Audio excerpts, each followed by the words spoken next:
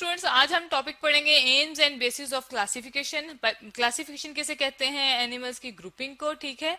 Animals की जब हम ग्रुपिंग करेंगे उसको हम क्लासिफिकेशन कहेंगे। यहाँ हम लिख लेते हैं ग्रुपिंग ऑफ एनिमल्स या ऑर्गेनिज्म। ऑर्गेनिज्म स्पेसिफिकली बोलेंगे क्योंकि एनिमल ऑर्गेनिज्म के भी दो ग्रुप हैं, एनिमल्स और प्लांट्स, इसलिए हम इसे ऑर्गेनिज्म लिखेंगे, ठीक है। ऑर्गेनिज्म प्लांट्स भी होते हैं, एनिमल्स भी होते हैं और माइक्रो ऑर्गेनिज्म भी होते हैं। कोई भी जानदार हो उसे हम ऑर्गेनिज्म कहते हैं। अब इसके एम क्या थे, मकासद क्या थे, किस तरह हमने इसे क्यों बनाया है और इसकी बेसिस किस बेस पे बनाई जाती है, मेन के हम इसकी बुनियाद क्या रखते हैं, किसकी क्या वजह होती है, ठीक है। हम पहले इसके जो एम्स हैं और बेसिस इनको हम डिस्कस करेंगे, ठीक है। हम इनको देखते हैं कि किस वजह से हमने इनको क्लासीफाई किया है।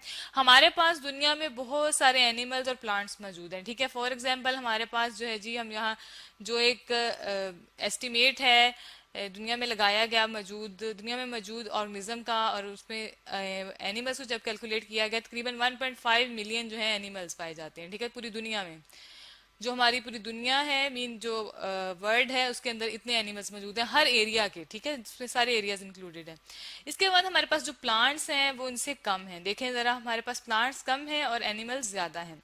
0.5 मिलियन हमारे पास जो हैं वो हमारे पास प्लांट्स हैं, ठीक है। और प्लांट्स जो हैं ये हालांकि ज्यादा एरिया कवर करना चाहिए इन्हें, क्योंकि एनिमल्स को अपनी सर्वाइवल के लिए प्लांट्स की जरूरत होती है। अब हमने इनको डिवाइड क्यों किया, इतने सारे प्लांट्स, इतने सारे एनिमल्स, इनको किसी तरीके से अलग किया गया, ऑर्गेनिज्म को दो ग्रुप में बना दिया गया। ऑर्गेनिज्म के दो ग्रुप बना दिए गए, एनिमल्स और प्लांट्स। अब इसकी वजह ये थी कि इसकी बेसिस क्या होती है, हम यहाँ देख लेते हैं, कुछ लिख लेते हैं। जैसे कुछ एनिमल्स जो हैं वो समंदर में रहते हैं, सी में रहते हैं, कुछ लैंड में रहते हैं, ठीक है। कुछ वॉक कर सकते हैं, चल सकते हैं, ठीक है। कुछ फ्लाई कर सकते हैं, ठीक है। ये डिफरेंट तरह के ऑर्गेनिज्म है। और कुछ तैर सकते हैं, ठीक है, उसे हम स्विमिंग कहेंगे। जो समुद्र में रहेंगे जारी बात है स्विम करेंगे, ठीक है। और जो हवा में रहते हैं, एयर में रहते हैं, वो उड़ेंगे, फ्लाई करेंगे। इस तरह हम बर्ड्स को देखते हैं, ठीक है। अब इनको क्लासीफाई करने का तरीका ये, फॉर एग्जाम्पल मैं आपको छोटी सी एग्जाम्पल से समझाती हूँ। लाइक हम एक बर्ड ले लेते हैं, ठीक है ना। बर्ड्स के ग्रुप में अब हम आपको पता है हम कौन कौन से ऑर्गेनिज्म सॉरी जो हम एनिमल्स रखते हैं। और वो एनिमल्स हम हालांकि उन्हें कहते हैं, लेकिन वो बर्ड्स के ग्रुप में उसको हमने अलग इसलिए कि उनके पर होते हैं, वो फ्लाई कर सकते हैं, ठीक है। बर्ड्स कैन फ्लाई, ठीक है। इसकी ये कैरेक्टरिस्टिक्स है। अब इसमें एग्जाम्पल हम दो देख लेते हैं। फॉर एग्जाम्पल हमारे पास स्पैरोज हैं, ठीक है। स्पैरोज जो होती हैं वो फ्लाई करती हैं, ठीक है। और इसके बाद हमारे पास आ जाता है पिजन। इसके बाद हमारे पास ये आ जाता है पिजन, हम यहाँ लिख लेते हैं, ये भी फ्लाई कर सकता है, ठीक है, PIGEON, पिजन, ठीक है। ये दोनों फ्लाई करते हैं। और भी हमारे पास बहुत सारे बर्ड्स हैं जो फ्लाई कर सकते हैं, तो इनको हम इस बर्ड की कैटेगरी में रखते हैं, ठीक है। अब इसको बनाने के लिए, इस क्लासिफिकेशन के लिए बहुत सी ऐसी ब्रांचेस हैं जो कि काम कर रही हैं इसके ऊपर, ठीक है। बहुत सी साइंस की ब्रांचेस हैं, बायोलॉजी की ब्रांचेस हैं। हम यहाँ लिख लेते हैं कि क्लासिफिकेशन की दो ऐसी ब्रांचेस जो कि क्लासिफिकेशन पे काम कर रही हैं, उनकी क्या स्पेसिफिसिटीज है, ठीक है। किस खास तरीके से वो काम कर रही हैं, किस खास तरीके से वो ऑर्गेनिज्म को डिवाइड करती हैं।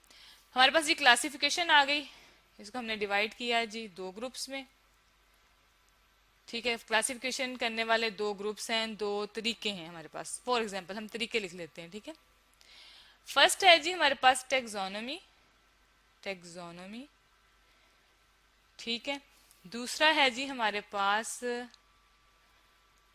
आ जाएगी टेक्सोनोमी, हमने लिख ली, ठीक है। इसके बाद हमारे पास आ जाएगी सिस्टेमेटिक्स, ठीक है। सिस्टेमेटिक्स, सॉरी इसको स्पेलिंग को ठीक कर लेते हैं, और SYSTEMATIC, ठीक है, सिस्टेमेटिक्स। अब इसके जो हमारे पास टेक्सोनोमी होती है वो सिर्फ क्लासिफिकेशन करती है, ठीक है। चीजों को क्लासिफाई कर दिया, ग्रुप्स में बना दिया, ठीक है। ग्रुपिंग करने को हम क्लासिफिकेशन कहते हैं, क्लासिफाई करती है सिर्फ। लेकिन जो हमारे पास सिस्टमेटिक्स है वो क्लासिफाई तो करती है, लेकिन किस बेसिस पे करती है, एवोल्यूशनरी बेसिस पे। अब एवोल्यूशनरी बेसिस क्या होती है कि डीएनए की बेसिस पे करती है, कौन किससे ज्यादा रिलेटेड है, ठीक है। जिस तरह कहा जाता है कि ह्यूमन जो है वो बंदर से ज्यादा रिलेटेड है, ठीक है। उसका पास्ट क्या है, उसका इंसेस्टर मीन उसके पास्ट में जो उसके क्लोजली ग्रुप है वो किस तरह थे, किस तरह इवॉल्व हुए, किस तरह वन बाय वन उन्होंने तरक्की की है। तो हम यहाँ इसको एवोल्यूशनरी को हम क्लोजली रिलेटेड लिख सकते हैं, ठीक है।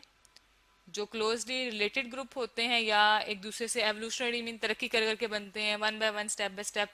जिस तरह ये मैंने एग्जांपल दिया आपको कि ह्यूमन जो है बंदर से बना है, इसी तरह के कुछ और ऑर्गेनिज्म के बारे में भी कहा जाता है, ठीक है। अब हमारे पास जो क्लासिफिकेशन है वो बहुत आसान है करना, उसकी क्या टेक्सोनोमी है वो बहुत आसान है। सिमिलर फैक्टर्स ले लेंगे हम, जिस तरह हमने पिजन को किया है, ठीक है। पिजन में जो सिमिलर कैरेक्टर्स हैं कि उसका उसके पर होते हैं, ठीक है, इस वजह से हम उसको बर्ड्स के ग्रुप में रख देते हैं। सिमिलर और डिफरेंसेस देख लेते हैं हम। डिफरेंस कैसे हम देखेंगे कि क्या वो एक दूसरे से मुख्तलिफ कैसे, हालांकि देखें पिजन जो है स्पैरो से बिल्कुल मिलता जुलता है क्योंकि वो उड़ सकता है, लेकिन फिर भी उनके आगे फिर और डिफरेंसेस आ जाते हैं, ठीक है, फिर उनको और अलग अलग ग्रुप्स में रखा जाता है। इसी तरह जो हमारे पास सिस्टमेटिक्स आती है उसमें हम किस बेसिस पे करते हैं, डीएनए की बेसिस पे करते हैं। डीएनए जो होता है वो हमारा जेनेटिक मटेरियल होता है जो कि इंफॉर्मेशन प्रोवाइड करता है कि ऑर्गेनिज्म कैसा होगा, उसकी बॉडी पार्ट्स कैसे होंगे, वो किस तरह दिखेगा, ठीक है। और जेनेटिक इन्फॉर्मेशन वो होती है जो एक ऑर्गेनिज्म से दूसरे ऑर्गेनिज्म में ट्रांसफर भी हो सकती है, जो कि इसको हम शॉर्ट फॉर्म में लिख लेते हैं, ये कंप्लीट नहीं हो रहा है, जेनेटिक इन्फो, ठीक है, इन्फॉर्मेशन को इन्फो कह देते हैं, जो कि एक ऑर्गेनिज्म से दूसरे ऑर्गेनिज्म में ट्रांसफर होती है, एक सेल से दूसरे सेल में ट्रांसफर होती है। तो डीएनए की बेसिस पे जितने भी ऑर्गेनिज्म इस दुनिया में आ चुके हैं उनके डीएनए को लेके उसकी बेसिस पे वो कितने क्लोजली रिलेटेड हैं वो देखा जाता है, फिर उनको एक ग्रुप में रखा जाता है। तो सिस्टमेटिक्स जो है वो ग्रुपिंग है डीएनए की बेसिस पे। और ये जो हमारे पास टेक्सोनोमी है सिर्फ जो हमें लुक से नजर आती हैं, जो देखने में हमें ऑर्गेनिज्म की बाहर लुक से नजर आता है, अपेयरेंस से, कि वो छोटा है, बड़ा है, उसके पर हैं कि नहीं है, उस बेसिस पे। लेकिन जो डीएनए है जिसका सिमिलर होगा उनको फिर एक ग्रुप में रखा जाता है, क्योंकि जिस तरह डीएनए सेम होगा उसकी कैरेक्टरिस्टिक्स ज्यादा सेम होंगी, ठीक है। एक जैसे डीएनए जो होते हैं वो एक जैसी कैरेक्टरिस्टिक्स को रिप्रेजेंट करता है। तो आज हमने एम्स पढ़े हैं ग्रुपिंग के, क्लासिफिकेशन के, और हमने देखा कि किस बेसिस पे की जाती है। और ये बहुत इंपॉर्टेंट है, इससे इंसान आसानी हुई है हमें इंसानों को, क्योंकि हम इजीली स्टडी कर सकते हैं, ऑर्गेनिज्म के अलग अलग ग्रुप रख सकते हैं, और उन ग्रुप्स को हम इजीली स्टडी करके उनकी इंफॉर्मेशन को नेक्स्ट यूज कर सकते हैं डिफरेंट रिसर्च के लिए, और अपने फायदे के लिए जो ऑर्गेनिज्म एक जैसे होंगे उनसे हम बेनिफिट्स उठा सकते हैं, ठीक है। तो आज हमने जो क्लासिफिकेशन का सिस्टम पढ़ा है ये बहुत इंपॉर्टेंट है। इससे जो है ऑर्गेनिज्म जो है वो अरेंज हो गए हैं, और अरेंजमेंट जो है वो आसानी पैदा करती है स्टडी के लिए।